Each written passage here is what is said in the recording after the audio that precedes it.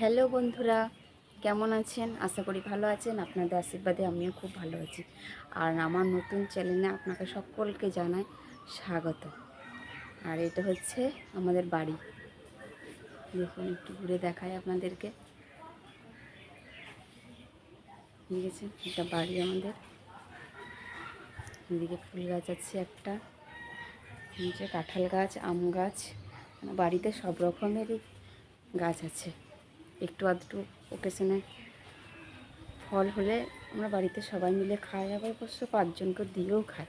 আমরা যে শুধু একা খাই তা না, সবাইকে দিয়েই খাই। আর এই যে এই একটা বাড়ি আমাদের, এটি কুয়ো, অনেকে বলে ইন্দ্রা এটাকে। আর এদিকে কলও আছে, আমাদের বাড়িটার সাথে একটা কলও আছে।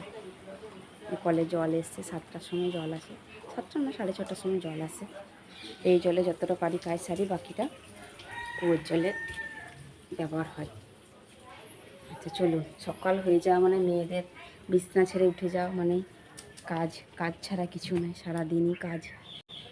তা আমার বর আমাকে একটা কাজ দিয়ে গেছে, উনি মেয়ে একটু বাইরে গেছে, তা আমাকে বলে গেছে কাজ কী করতে হবে। কাজটা দেখো তোমরা শুধু, এটা ছেলেদের কাজ, কিন্তু ও আমাকে বলে গেছে যে এটা তুমি করবে।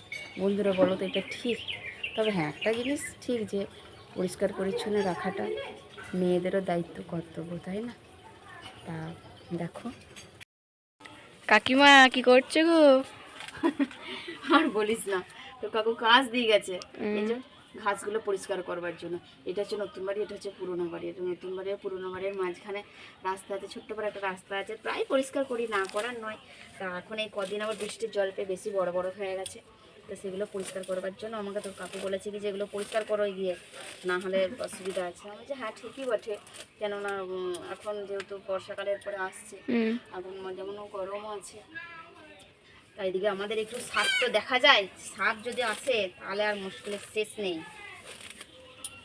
সেই জন্য পরিষ্কার করছি সব, দেখি কতদূর কি করতে পারি। অনেক আছে, এদিকে ওইদিকে চারিদিকে আছে।